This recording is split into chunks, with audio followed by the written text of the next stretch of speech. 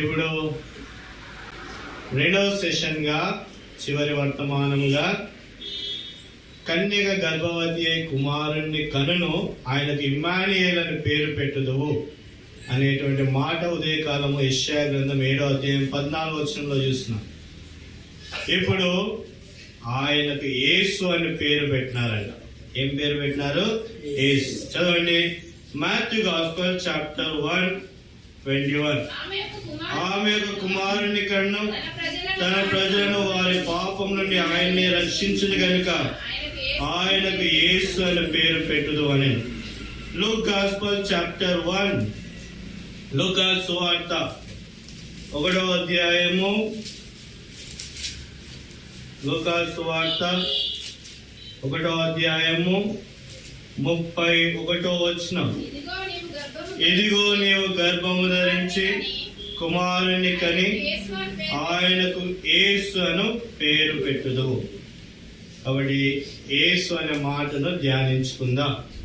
ధ్యానించక పూర్వము దేవుని సహాయమై ప్రార్థన చేసుకుందాం. ప్రేమల మా తండ్రి, కృపగలనైనా, మరి యొక్క మధ్యాహ్నము సెకండ్ సెషన్లో యేసు అనే మాటను ధ్యానించుకుంటుండగా మాతో మీరు మాట్లాడుతూ నడిపిస్తామని వేడుకుంటున్నా. తండ్రి, మీరు ఇచ్చిన గొప్ప రక్షణ బట్టి వందనా. మా రక్షకుని మేము గుర్తెరటకు మీరు సాయించండి, మేలుగా దృష్టించండి, కనికరించి కృప చూపించమని వేడుకుంటూ సమస్త మహిమ గత ప్రభావం మీకు ఆరోపించుకుంటూ కృతజ్ఞతాస్తుతులు చెల్లించుకుంటూ తండ్రి, మరి ప్రభా మీరే నీ ప్రజలతో మాట్లాడుతూ నడిపిస్తామని ఈ దాసుని కాలిచ్చేయండి, శివచాటం మరుగుపరచండి, కావాల్సినటువంటి వాక్యాన్ని ప్రసాదించండి, దాసుని పూర్తిగా మరుగుపరచండి ప్రభా. సాయం చేయమని వేడుకుంటూ ఇమ్మాన్యుయేల్గా తోడుగా ఉండమని వేడుకుంటూ యేసు అతి పరిశుద్ధమైన శక్తిగల నామంలో స్తుతించి ప్రార్థించి వేడుకుంటున్నాం మా తండ్రి, ఆమేన్. మత్తయి సువార్త 1వ అధ్యాయము 21వ వచనం. Matthew gospel 1:21. ఆమె యొక్క కుమారుని కన్ను తన ప్రజలను వారి పాపం నుండి ఆయన్ని రక్షించును. కాబట్టి తన ప్రజలను వారి పాపం నుండి ఆయన్నే రక్షించును. ఎవరు తన ప్రజలు? ఏదైనా జనాంగమా? ఎవరా అంటే జాన్ గాస్పెల్ చాప్టర్ 3:16. యోహాను సువార్త 3వ అధ్యాయము 16వ వచనం. John gospel chapter 3:16.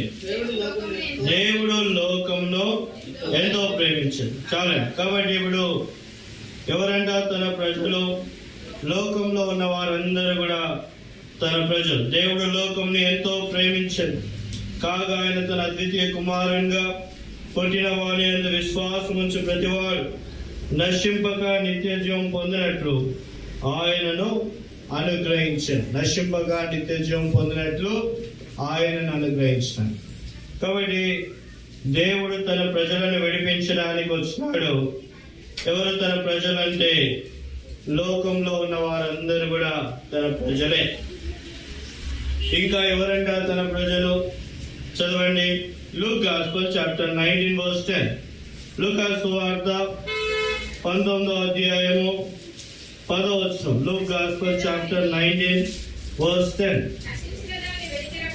నశించిన దాన్ని వెదకి రక్షించుటకు మనుష్య కుమారుడు వచ్చునని అతనితో చెప్పాను. కాబట్టి నశించిన దాన్ని, ఎండింగ్, నశించిపోయేటువంటి వారు. కాబట్టి పాపమును బట్టి మానవుడు నశించిపోతాడు. దానికి ఇంకా ఏమాత్రం కూడా డౌటే లేదు. కాబట్టి జన్మలో పాపం ఉంది కాబట్టి మానవుడు నశించిపోతాడు. కాబట్టి ఇప్పుడు క్రిస్మస్ అంటే అర్థం ఏంటిదంటే యేసుక్రీస్తు వారి భూలోకానికి రావడమే క్రిస్మస్. ఎందుకు యేసుక్రీస్తు వారి లోకానికి వచ్చినాడు అంటే ఉదయకాల సమయంలో చూసుకున్నాం కదా. ఆయన ఎవరంటే ఆయన ఇమ్మానుయేల్, తోడుగా ఉండేటువంటి వాడు యేసుక్రీస్తు వారు, అంటే నడిపించేటువంటి వాడు. ఇప్పుడు పిల్లలు ఉంటారు, కాబట్టి పిల్లలు ఉంటారు. పిల్లలకు తల్లిదండ్రులు లేకపోతే ఎట్లా ఉంటే వాళ్ళ పరిస్థితి, నడిపించే వాళ్ళు ఉంటారు. కాబట్టి బాధ, నిట్టూర్పు, వేదన గుండా వెళ్తారు. So much of depression. కాబట్టి ఎవరికైనా పిల్లలకు తల్లిదండ్రులు లేకపోతే వాళ్ళ బాధ ఎలా ఉంటుందంటే వర్ణనాతీతంగా ఉంటుంది. చాలా ఏడుస్తుంటారు, మాకు తల్లిదండ్రులు లేరు, మమ్మల్ని నడిపించేవారు లేరు అనేటువంటి దాంట్లో ఉంటారు. కాబట్టి ఇలాంటి బాధలో ఉన్నటువంటి వారిని వాళ్ళ జీవితాన్ని ఇంకా నశించిపోదాం అనుకుంటారు. అంటే ఇక మా జీవితాన్ని అంతమందించుకుందాం అనేటువంటి పరిస్థితిలో వాళ్ళు వెళ్తారు. కాబట్టి సర్వలోకాన్ని చూస్తే ఎవరు కూడా నీతిమంతులుగా, ధైర్యవంతులుగా, వెలుగు కలిగినటువంటి జీవితంలో ఎవరు కూడా లేరు. అందరూ కూడా మూడుబారినటువంటి జీవితాలే. అందరి జీవితాల్లో కూడా బాధ, నిట్టూర్పు, వేదనే ఉంది.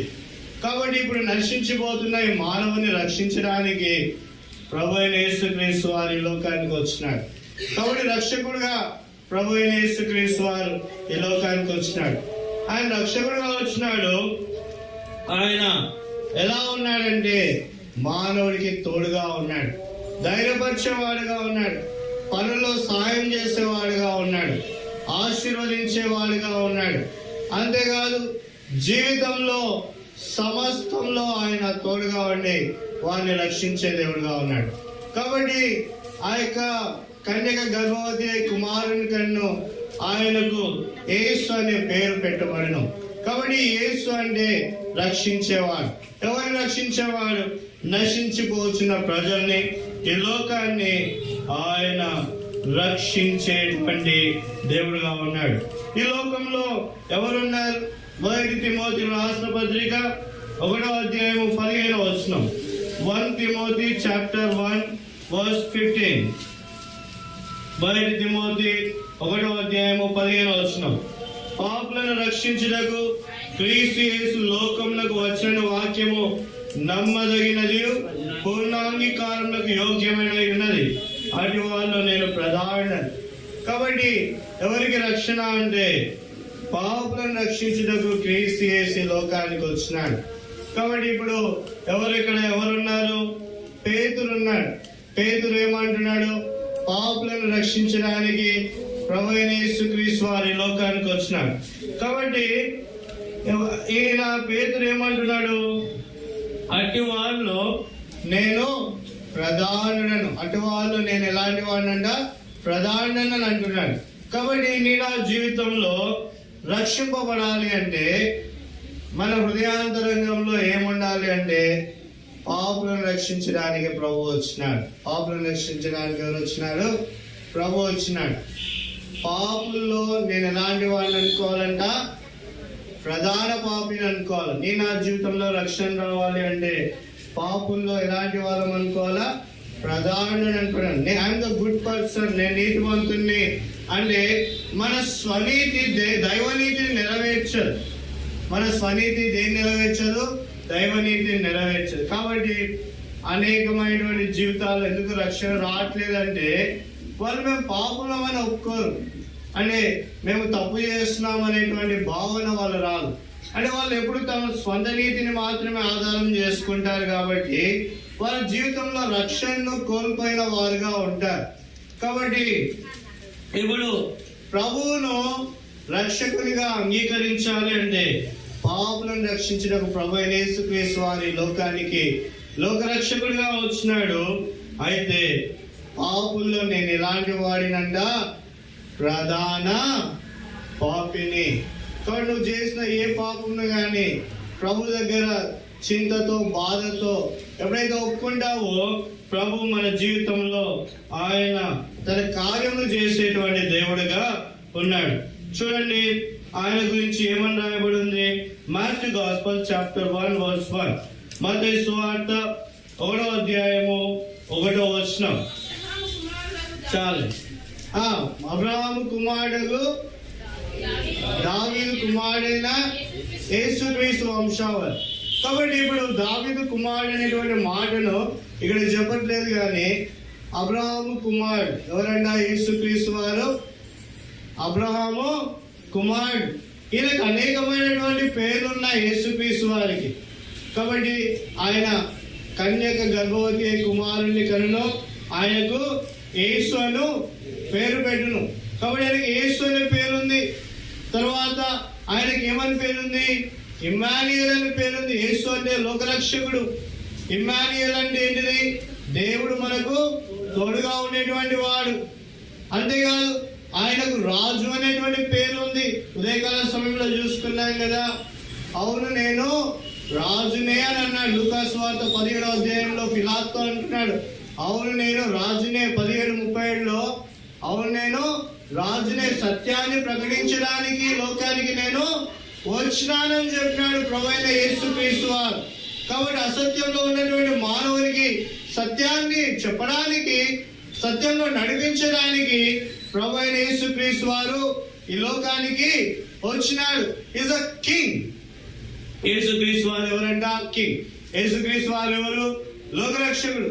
యేసుక్రీస్తు వారు ఎవరు? ఇమ్మాన్యుయేల్, తోడుగా ఉండేటువంటి వ్యక్తి. యేసుక్రీస్తు వారు ఎవరు? రాజు. ఇంకా ఎవరు యేసుక్రీస్తు వారు? అబ్రహాము కుమారుడు. రాయబడిందిగా మాథ్యూ గాస్పెల్ చాప్టర్ 1:1. ఆయన ఎవరంట? అబ్రహాము కుమారుడు. రాయబడింది ఆదికాండము 12వ అధ్యాయము 3వ వచనం. ఆదికాండము 12వ అధ్యాయము 3వ వచనం.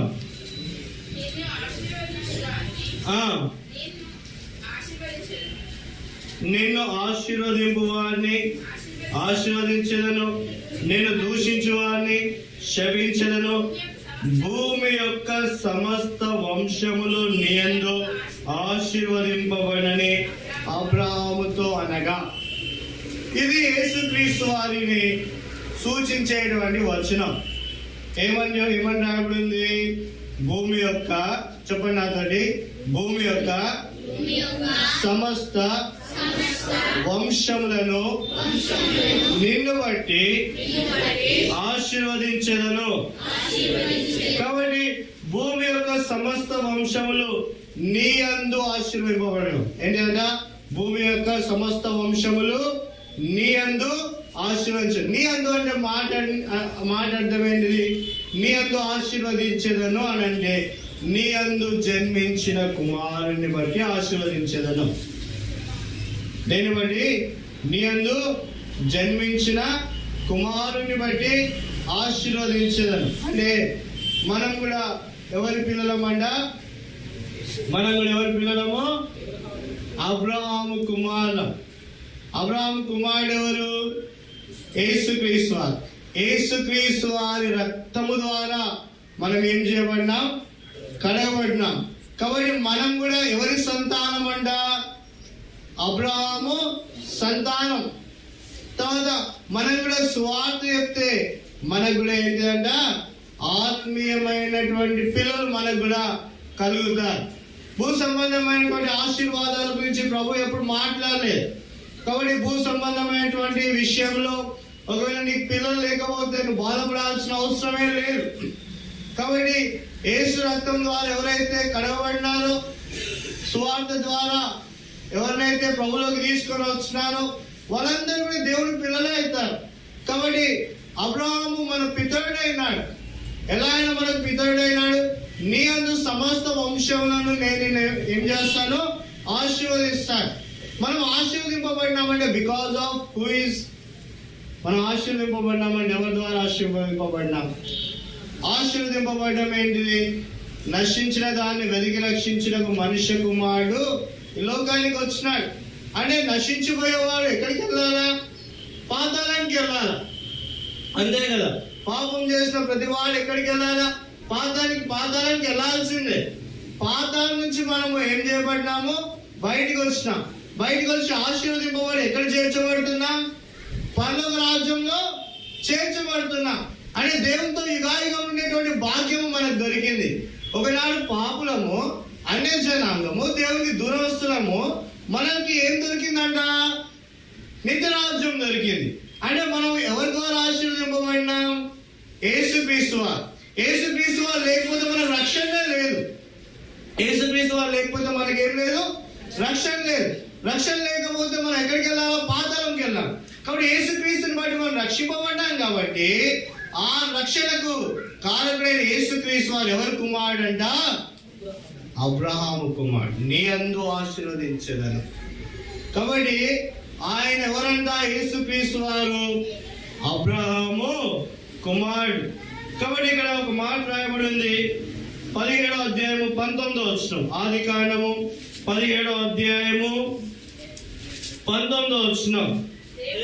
దేవుడు నీ భార్య అయిన శార నిశ్చయంగా నీ కుమారుని కన్ను, నీవు అతనికి ఇస్సాకు అని పేరు పెట్టుదు, అతని తర్వాత నీ సంతానం కొరకు నిత్య నిబంధనగా నా నిబంధనను అతనితో స్థిరపరచెదను. కాబట్టి ఇస్సాకు నుండి ఎవరు వచ్చినారంట? ఇస్సాకు నుంచి ఎవరు వచ్చినారు? యాకోబు వచ్చినారు. యాకోబు నుంచి ఎవరు వచ్చినారు? 12 గోత్రాలు వచ్చినాయి. 12 గోత్రాల నుంచి ఎవరు వచ్చినారు? యూదా వచ్చినాడు. యూదా 12 గోత్రాలు ఒక అయినటువంటి యూదా. యూదా నుంచి ఎవరు వచ్చినారు? దావీదు వచ్చినారు. కాబట్టి దావీదు కుమారుడు అయినాడు ప్రభువైన యేసుక్రీస్తు వారు. తర్వాత దావీదు కుమారుడు అంటే సమాధానపరచు దేవుడు. దావీదు కుమారుడు అంటే ఏంటిది? సమాధానం. నా శాంతినే నీకు అనుగ్రహిస్తున్నా. దావీదు పట్టణము, దావీదు కుమారుడు అంటే గుడివాడు అన్నాడు, దావీదు కుమారుడా నన్ను రక్షించుమని కేకవేసినాడు. గుడివాడు ఏమని కేకవేసినాడు? దావీదు కుమారుడా నన్ను రక్షించు, నేను అంధకారంలో అయిపోయినాను, గుడితనంలో ఉన్నాను. ఏలోక సంబంధమైనటువంటి దేవత అవిశ్వాసులకు ఏం కలిగేసిందంట? గుడితనం కలిగేసింది. ఐఎమ్ బ్లైండ్, నేను గుడితనంలో ఉన్నాను, నన్ను రక్షించని కేకలు వేసినాడు. ఎలా కేకలు వేసినాడు? దావీదు కుమారుడు అని వేసినాడు. దావీదు అంటే ఎవరు? సమాధానపరచువాడు. దావీదు అంటే ఎవరు? సమాధానపరచువాడు. అందుకోసమే యెరూషలేముకి ఏమని పేరు? దావీదు పట్టణము, సియోను పురము, యెరూషలేము అంటే అర్థం ఏంటిది? సమాధాన పట్టణం. ఏంటిది? సమాధాన పట్టణం. అసమాధానంలో ఉన్న వారికి ఏమి ఇస్తాడంట? దావీదు కుమారుడు సమాధానం ఇస్తాడు. కాబట్టి అబ్రహాము నుంచి ఎవరు వచ్చినారంట? ఇస్సాకు వచ్చినాడు. ఇస్సాకు నుంచి యాకోబు వచ్చినాడు. యాకోబు నుంచి యూదా వచ్చినాడు. యూదా నుంచి దావీదు వచ్చినాడు. దావీదు నుంచి యేసుక్రీస్తు వారు వచ్చినారు. యేసుక్రీస్తు వారి రక్తం ద్వారా నీవు నేను ఏం చేయబడినాము? నవీనత్వంలోకి, నూతనత్వంలోకి వచ్చినాం. కాబట్టి ఇప్పుడు యేసుక్రీస్తు వారు మనకి ఎలా కనబడుతున్నాడు? యేసు అంటే రక్షకునిగా కనబడుతున్నాడు. ఇమ్మానుయేల్ అంటే ఎలా కనబడుతున్నాడు? యేసుక్రీస్తు వారు తోడుగా కనబడుతున్నాడు. యేసుక్రీస్తు అంటే ఎవరు? రక్షకుడు. చెప్పాలా? ఫోన్లు చూసుకోవద్దు, ఇప్పుడు నిద్రపోవద్దు. మన నిద్రపోవడానికి రాలేదు, ఫోన్లు తీసుకోవడానికి రావాలి. నిద్ర ఇంట్లోనే పోవచ్చు. ఎవరైనా మన అంటే నువ్వు రాకపోతే మీ ఇంట్లో తింటారా? కొన్నిసార్లు ఇంట్లో తిడతారని వస్తారు. కానీ ఏం బాధపడదు, ఫోన్ చేయదు. కాబట్టి ఇప్పుడు యేసుక్రీస్తు వారు ఎవరు? రక్షకుడు. తర్వాత యేసుక్రీస్తు వారు ఎవరు? తోడు. దేవుడు మనకు తోడు, దేవుడిని మనకు పరిచయం చేస్తున్నాడు. తర్వాత యేసుక్రీస్తు వారు ఎవరు? అబ్రహాము కుమారుడు. అబ్రహాము కుమారుడు అంటే ఏంటిది? నీ యందు సమస్త వంశములను ఆశీర్వదించదను. అంటే ఇప్పుడు యేసుక్రీస్తు వారు ఎవరు? ఆశీర్వదించేటువంటి వారు. యేసుక్రీస్తు వారు ఎవరు? ఆశీర్వదించేవారు. తర్వాత యేసుక్రీస్తు వారు ఎవరు? దావీదు కుమారుడు. దావీదు కుమారుడు అంటే, దావీదు అంటే దేనికి సాదృశ్యము? అంధకారంలో ఉన్న వారిని వెలుగు తీసుకొని వచ్చేటువంటి వాడు దావీదు కుమారుడు. అసమాధానంలో ఉన్న వారికి సమాధానం ఇచ్చేవారు. ఇప్పుడు యేసుక్రీస్తు వారు అంటే ఎవరు? నా శాంతిని నీకు అనుగ్రహిస్తున్నాను. లోకం ఇచ్చుతున్నటువంటి ఆ శాంతి కాదు, నా శాంతిని నీకు అనుగ్రహిస్తున్నాను. అంటే నిత్య జీవానికి వెళ్ళేటువంటి శాంతి. ఒకనాడు ఆ పేతురు అన్నాడు, పాపుల్లో ప్రధానమైనటువంటి పాపిని, దౌర్భాగ్యుని, ఇప్పుడు శాంతి దొరికింది. ఏం దొరికింది? శాంతి. ఇప్పుడు యేసుక్రీస్తు వారు దావీదు కుమారుడు అంటే ఎవరు? శాంతిదాత. ఎవరు? సమాధాన దాత. ఎవరు? ముక్తిదాత. ఎప్పుడు తెలుస్తుంది శాంతి గురించి? బాధలు ఉన్నప్పుడు తెలుస్తుంది. ఇంకా రేపు చచ్చిపోదాం అనుకుంటే ఎవరు నన్ను కాపాడుతారనేటువంటి పరిస్థితిలో శాంతి అంటే, సమాధానం అంటే నీ జీవితానికి ఒకవేళ వస్తే దాని భాగ్యము గొప్పది. కాబట్టి ఈ లోకంలో ఎవరు శాంతి సమాధానం ఏలేదు. ప్రభువైన యేసుక్రీస్తు వారు శాంతి దాతగా ఉన్నారు. చివరిగా ఎవరంటే యేసుక్రీస్తు యేసుక్రీస్తు వారు రాజు. ఆయనకు ఏముందంట? రాజ్యం ఉంది. ఆయనకి ఏముంది? రాజ్యం ఉంది. చూడండి, ఆయనకేముంది? రాజ్యం ఉంది. ఎలాంటి రాజ్యం అంట? చూడండి, యుగాయుగములు ఉండేటువంటి రాజ్యము ఆయనకు ఉంది.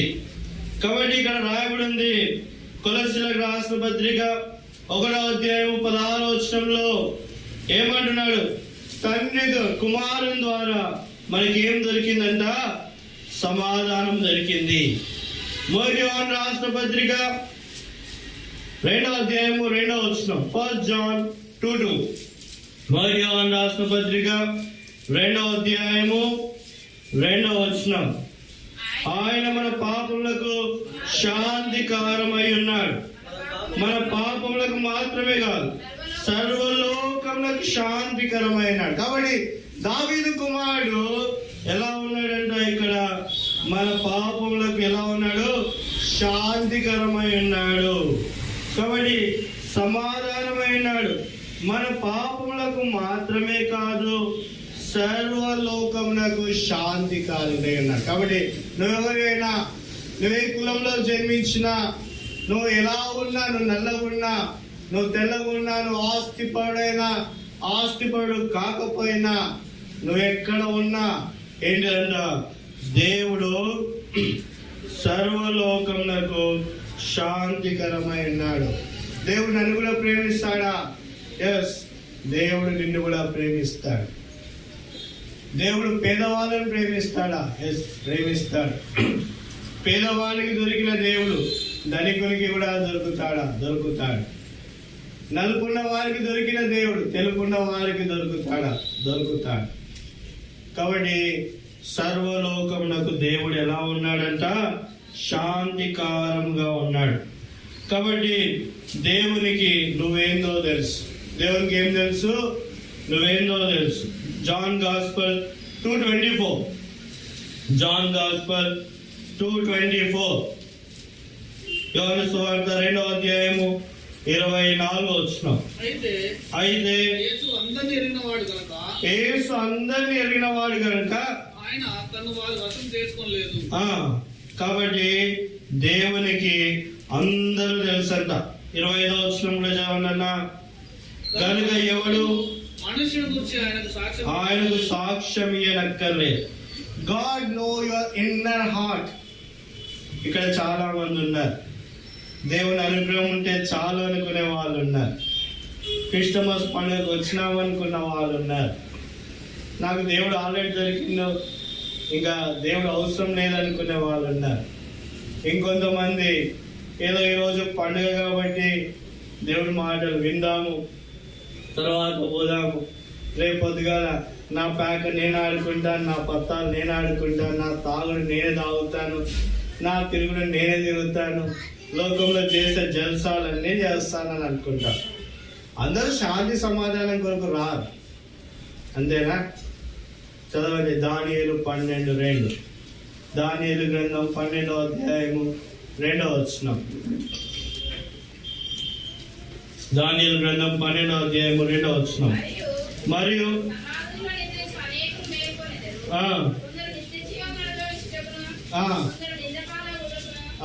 కొందరు ఏమవుతారంట? నిత్య జీవం. కొందరు ఎలా అంటారంట? నిందపాలు. నువ్వు గుర్తుపెట్టుకో, నీ జీవితంలో అవమానం ఎట్లా వస్తుందంటే పాపమును బట్టే వస్తుంది. ఎవరి జీవితంలో అయినా అవమానం అనేది, నింద పాలు అనేది పాపమును బట్టే వస్తుంది. కొంతవరకు యోసేపు లాంటి జీవితంలో కొన్నిసార్లు నింద పాలైనా దేవుని మహిమ కొరకు వచ్చింది. దాదాపుగా ఈ పాపమును బట్టి నింద పాలయ్యేటువంటి పరిస్థితి ఉంది. కాబట్టి దేవుడిని ఆంతర్యంలో ఎరిగిన వాడు. యోహాను సువార్త 2వ అధ్యాయం 24వ వచనము, అయితే యేసు అందరినీ ఎరిగిన వాడు, ఆయన తన్ను వారి వశము చేసుకోలేదు, ఆయన మనుష్యుని ఆంతర్యంలో ఎరిగినవాడు. ప్రియ సహోదరుడా, ఇప్పుడు ఈ మధ్యాహ్న కాల సమయంలో నువ్వు దేవుని గురించి ఏమనుకుంటున్నావో దేవుడు వింటున్నాడు. దేవుని హృదయాంతరంగంలో ఎరిగినాడు. నువ్వు దేవుని తృణీకరిస్తున్నావని దేవునికి తెలుసు. క్రిస్మస్ పండుగ కొరకు వచ్చి కూర్చున్నావు కానీ నీ ఆంతర్యము దేవుని వైపు లేదు, అది దేవుడు ఎరిగినాడు. క్రిస్మస్ పండుగకు వచ్చినావు, దేవుడిని ఆంతర్యంలో ఎరిగిన వాడు. నువ్వు దేవుని ప్రసన్నత కొరకు ప్రాకులాడుతున్నావు, దేవుడు నీ ఆంతర్యంలో ఎరిగిన వాడు. యేసు ప్రభు నిన్ను రక్షించడానికే వచ్చినాడు. కాబట్టి ప్రభు ఇరు ప్రదేశాల్లో ఉన్న కూర్చో అయిపోయింది. కాబట్టి దేవుడు మన ఆంతర్యం ఏంటంట ఎరిగిన వాడు. God knows hour inner thoughts, inner feelings. కాబట్టి తండ్రి ఏమనుకున్నాడో కుమారునికి తెలియదు. తెలుసా? కొన్నిసార్లు ఏమవుతుంది, పిల్లలు వాళ్ళ సొంత నిర్ణయాలు తీసుకుంటారు, కానీ తల్లిదండ్రులకు తెలుసా అయ్యో తెలిస్తే ఇట్లా జరగకపోదు అని అంటారు. ఏమంటారు తల్లిదండ్రులు? అయ్యో ఇట్లా తెలిస్తే జరగకపోదు అంటే నేను నా కుమారునికి చెప్పుకునేటోని కదా అనుకుంటారు. ఏమనుకుంటారు? నాకు తెలిస్తే నా కుమారునికి మంచి మార్గాన్ని చెప్పుకునేటోని కదా, బోధించుకునేటోని కదా అనుకుంటారు. అంటే ఒక తల్లిదండ్రులకు కుమారుని యొక్క ఆంతర్యము తెలియదు. ఇన్సైడ్ లో కుమారుడు ఏమనుకుంటున్నాడో తెలియదు. తెలిసి ఉంటే సరి చేసుకోగలుగుతారు. అయితే దేవాతి దేవుడు మన ఆంతర్యంలో తెలుసుకోవాలి. కాబట్టి ఆయన ఆత్మ మన ఆంతర్యం దగ్గరికి వస్తుంది. మన ఆంతర్యం దగ్గరికి వచ్చి మన ఆంతర్యంతో మాట్లాడుతుంది, మన ఆంతర్యంతో ముచ్చటిస్తుంది. ప్రియుడా, ఈ పాపంను వదిలిపెట్టు. ప్రియుడా, నాకు నీ జీవితాన్ని ఇచ్చేయి. నీ హృదయంలో నాకు ఇమ్ము అని రాయబడింది సామెతలు 15వ అధ్యాయంలో. నీ హృదయం నాకు ఇమ్ము, ఇస్తే ఆ హృదయం ఏం చేస్తాను? నా రక్తము ద్వారా కడిగి నన్ను ఏం చేస్తాను? పవిత్రపరుస్తాను. కాబట్టి మనుష్యుని ఆంతర్యము ఎవరికి తెలుసు అంట? దేవునికి తెలుసు. తెలిసిన ఆంతర్యంలో ఉన్నటువంటి పాపాన్ని ఆయన పరిహరిస్తాడు. ఆయన స్వకీయుల గురించి కూడా ఆయనకు తెలుసు. ఎలా ఉన్నారంటే ఆయన స్వకీయులు. జాన్ గాస్పల్ చాప్టర్ 1 verse 11, యోహాను సువార్త 1వ అధ్యాయం 11వ వచనం. ఆయన తన స్వకీయుల వద్దకు వచ్చెను, ఆయన స్వకీయులు ఆయన అంగీకరించలేదు. యూదుల దగ్గరికి మొదట ప్రభు వెళ్ళినాడు. యూదులకు ప్రభు సువార్తను గ్రహించినాడు, అందించినాడు. అయితే యూదులు ఆయన ఏం చేసినాడు? తృణీకరించినారు. ఆయన ఎవరు? జాన్ గాస్పల్ 1:29, 1వ అధ్యాయం 29వ వచనం. మరునాడు యోహాను యేసు తన యొద్దకు రాగా చూచి, ఇదిగో లోక పాపములు మోసుకొని పోవు దేవుని గొర్రెపిల్ల. ఎవరి రక్షకుడు? లోక పాపములను మోసుకొని పోవు దేవుని గొర్రెపిల్ల. ఎవరి పాపాలు మోసుకొని పోతారు? ఎవరి పాపాలైనా మోసుకొని పోతారు. ఒక ఆమె ఉంది యోహాను సువార్తలో, ఆమెకు 5 పెనిమిట్లు ఉన్నారట. ఇప్పుడు ఉన్నవాడు కూడా ఆమె పెనిమిటి కాదు. అలాంటి స్థితిలో ఉన్న ఆమె పాపములు కూడా దేవుడు క్షమించినాడు. ఆమె ఏమంటున్నది చూడండి. జాన్ గాస్పల్ చాప్టర్ 4 verse 42, యోహాను సువార్త 4వ అధ్యాయము 42వ వచనం. మా మట్టుకు మేము విని ఈయన నిజంగా లోకరక్షకుడని తెలుసుకొని నమ్ముచున్నామని రే. దేవుడు నిన్ను ప్రేమించినాడా? దేవుడు నీ జీవితాన్ని మార్చినాడా? కాబట్టి నిజంగా నువ్వు మాకు సువార్త చెప్పినావు. ఎవరు సువార్త చెప్పినారు? సమరయ స్త్రీ ఆ ఊర్లో వాళ్ళందరికీ సువార్త చెప్పింది. అప్పటి వరకు పాపములు బట్టి అక్కడ సమరయ స్త్రీ నిలబడడానికి కూడా భయపడినటువంటి స్త్రీ, అందరితో కలవడానికి కూడా భయపడినటువంటి స్త్రీ, ఆమె తన కుండను వదిలిపెట్టి ఊర్లోకి వెళ్ళి, నా పాపమును చూపెట్టినటువంటి దేవుడు, నా పాపమును మోసుకొని పోయినటువంటి దేవుడు, యాకోబు కుమారుడు, అబ్రహాము కుమారుడు, దావీదు కుమారుడు నాకు ప్రత్యక్షమైనాడు. నా పాపములు కడిగి పవిత్రపరిచినాడు. నా పాపం నాకు తెలియజేసినాడు, నాకు రక్షణ ఇచ్చినాడు అనేటువంటి మాట ఊళ్ళో చెప్తే ఊరోళ్ళు ఏమంటున్నారంటే 42వ వచనంలో, మా మట్టుకు విని ఈయన నిజముగా లోకరక్షకుడని తెలుసుకొనుచున్నాము. కాబట్టి ఆయన నిజంగా లోకరక్షకుడు, దుష్టు నుంచి కాపాడేటువంటి వాడు. మత్తయి సువార్త 6వ అధ్యాయము 13వ వచనం, మాథ్యూ గాస్పెల్ చాప్టర్ 6 verse 13. మత్తయి సువార్త 6:13. మత్తయి సువార్త 6వ అధ్యాయము 13వ వచనం, మమ్మల్ని శోధనలోనికి తేక దుష్టు నుంచి మమ్మను తప్పించుము. కాబట్టి ఇది ప్రార్థన. ప్రభువా, శోధనలు వచ్చినాయి, మమ్మల్ని దుష్టు నుంచి తప్పించుము. నా జీవితంలో రక్షణ కార్యం జరిగింది ఇలాంటి మాట ద్వారానే. చూడండి, నా జీవితంలో రక్షణ కార్యం జరిగినటువంటి మాట మీకు పంచుకోవాలనుకుంటున్నాను. సామెతల గ్రంథం 25వ అధ్యాయము ఆఖరి వచనం. సామెతల గ్రంథం 25వ అధ్యాయము ఆఖరి వచనం, ప్రాకారం లేక పాడైన పురం ఎంతనో తన మనస్సును అంచుకోలేని వాడు అంతే. కాబట్టి నా మనస్సును కాపాడుకోలేనటువంటి పరిస్థితి నాది. తాగుడుకు బానిస అయిపోయినాను, చెడు తిరుగుడుకు బానిస అయిపోయినాను, వ్యసనాలకు బానిస అయిపోయినాను.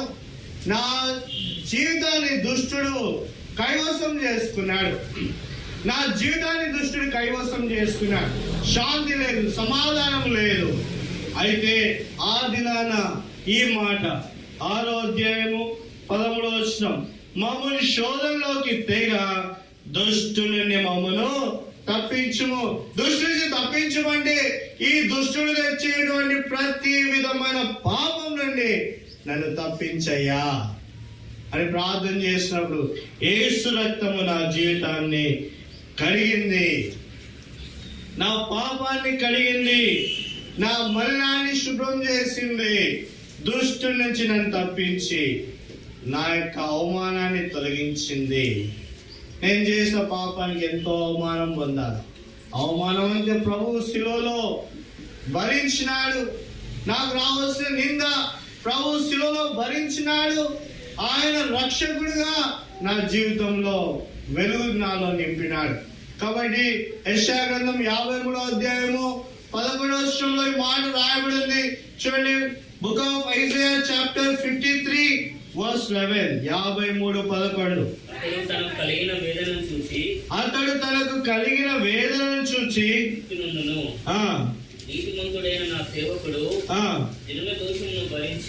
నీతిమంతుడైన నా సేవకుడు జనుల దోషమును భరించి తనకున్న అనుభవ జ్ఞానము చేత అనేకులను నిర్దోషులుగా చేయు. కాబట్టి దేవుడు చేసేటువంటి, యేసుక్రీస్తు వారు చేసేటువంటి విధానం, అతడు తనకు కలిగిన వేదన చూసి తృప్తి పడినాడంట. నువ్వు చేతులతో చేసిన పాపం బట్టి చేతిలో శీలలు పడితే, ఈ శీల ఎందుకు కొట్టబడిందంటే ఈ వ్యక్తి చేసిన పాపం బట్టి నా చేతిలో శీల పట్టింది. భరించినాడు, ఈ పాపాన్ని భరించి తృప్తి పొందినాడు. ఈ బాధను భరించి ఏం చేసినాడు? తృప్తి పొందినాడంట. ఎందుకు? నేను ఈ బాధను భరిస్తే ఆయనలో ఏం జరుగుతుందంట? రక్షణ కార్యం జరుగుతుంది. అదే రాయబడి ఉంది 53వ అధ్యాయం 11వ వచనం. అతడు తనకు కలిగిన వేదనను చూచి తృప్తి నందును. నువ్వు చేసిన పాపం బట్టి, నేను చేసిన పాపం బట్టి ప్రభు శిలువలో ఎంతగానో వేదన పొందినాడు. ఆ వేదన చూసి ప్రభు ఎందుకు తృప్తి పొందినా అంటే నువ్వు రక్షింపబడినావనే తృప్తి పొందినాడు. నీ జీవితం మార్చబడుతుందని ఆయన తృప్తి పొందినాడు. అంతేకాదు, నీతిమంతుడైన నా సేవకుడు జనుల దోషమును భరించి తనకున్న అనుభవ జ్ఞానము చేత అనే కింద తన్ను కూర్చిన జ్ఞానము చేత అనేకులను నిర్దోషులుగా చేయను. దోషులైనటువంటి మానవుడు విడిపించడానికి ప్రభు ఏం చేయబడినాడు? వేదన పొందినాడు. ప్రభు ఏం చేయబడినాడు? వేదన పొందినాడు. ఇద్దరు అన్నదమ్ములు ఉన్నారు, ఒకేలాగా ఉంటారు కాబట్టి చూడడానికి ఒకలాగా ఉంటారు. అలానే దేవుని స్వరూపం కలిగినటువంటి వారం మనం కూడా. అయితే ఇద్దరు ఒకేలాగానే ఉంటారు. ఒక అన్న మంచివాడు, తమ్ముడు చెడ్డవాడు. ఈ చెడ్డవాడు ఎప్పుడు చెడు పనులే చేస్తాడు. తండ్రికి సంతోషం లేదు చెడ్డవాడి ద్వారా, లోకానికి సంతోషం లేదు. ఒకనాడు చెడ్డవాడు ఏం చేస్తున్నాడంటే పోయి ఒక ఆయన చంపేసినాడు.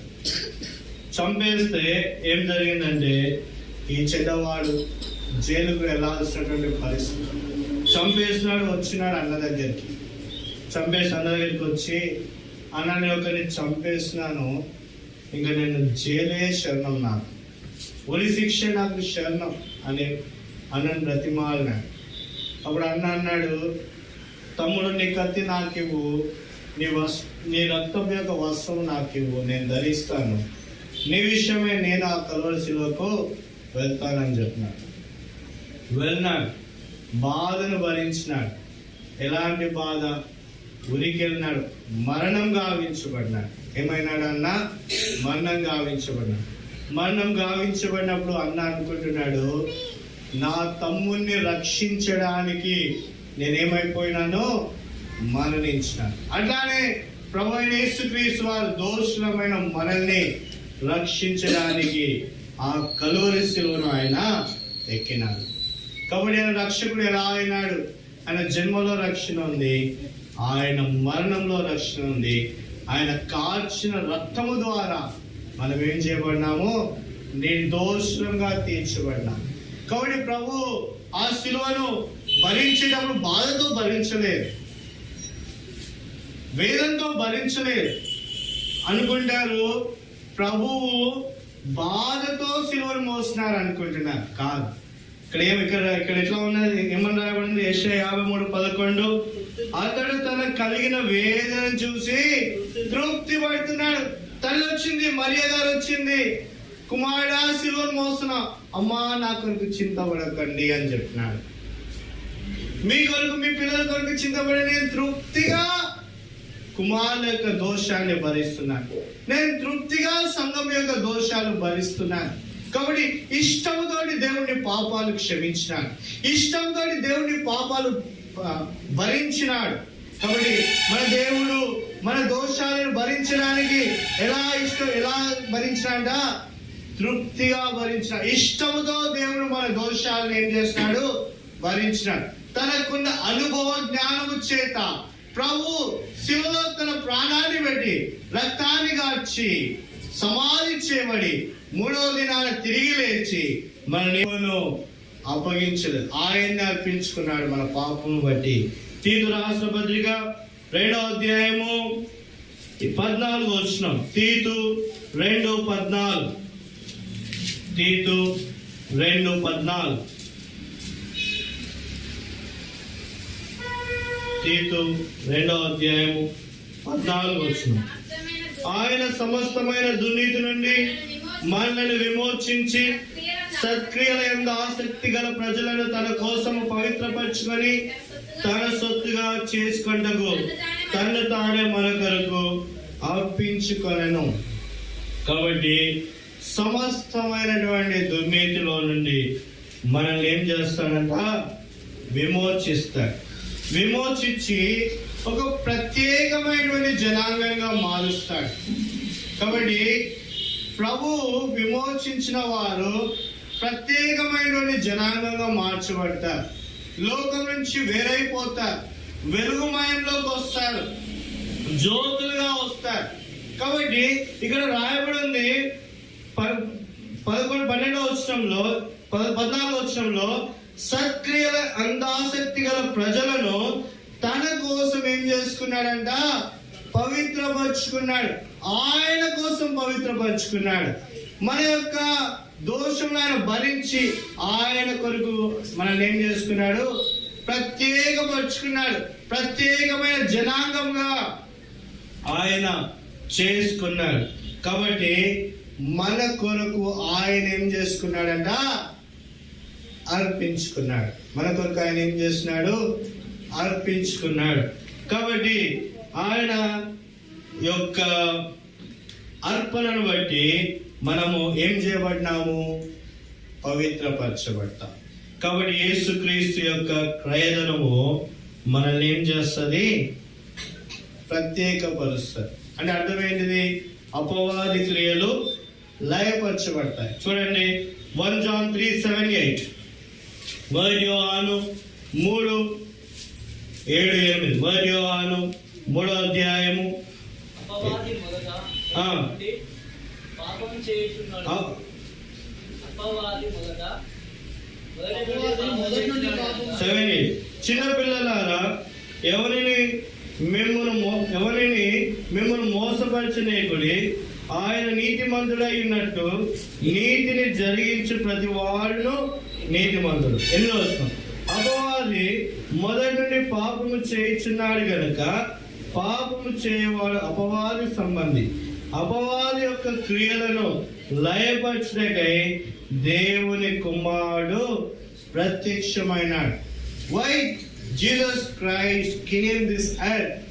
ఎందుకు యేసుక్రీస్తు వారి లోకానికి వచ్చినాడు అంటే, అపవాది మొదటి నుండి పాపం చేస్తున్నాడు, నీతో పాపం చేపిస్తున్నాడు.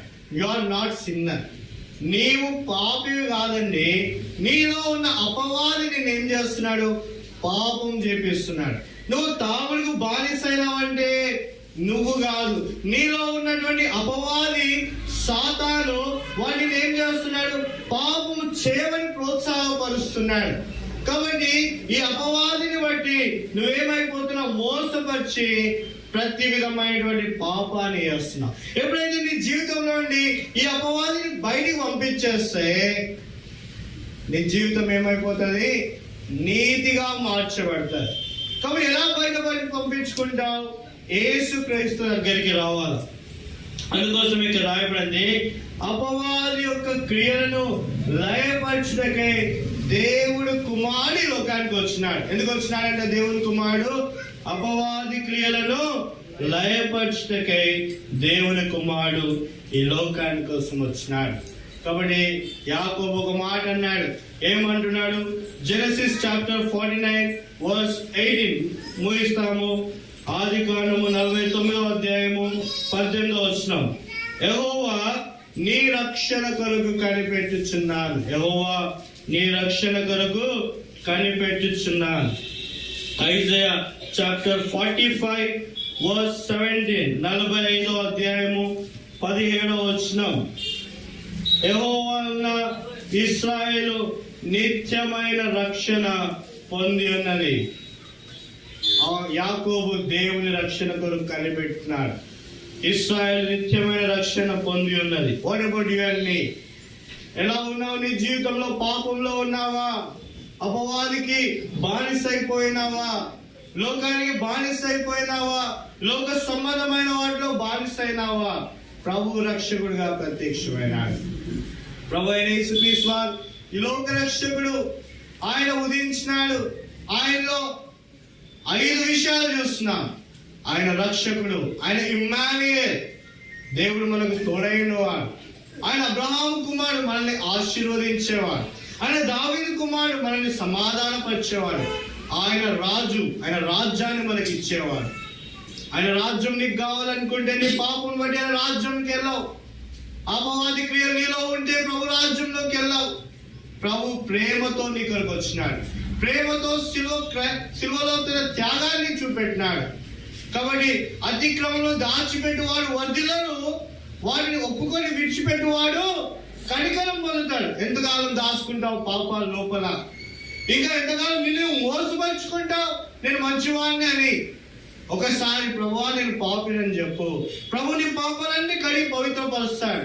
నిత్య రాజ్యం పరలోక రాజ్యంలో చేర్చే దేవుడిగా ఉన్నాడు. రండి మోకాళ్ళ మీద రండి, ప్రార్థన చేసుకుందాం. రండి మోకాళ్ళ మీద రండి, కళ్ళు మూసుకోండి.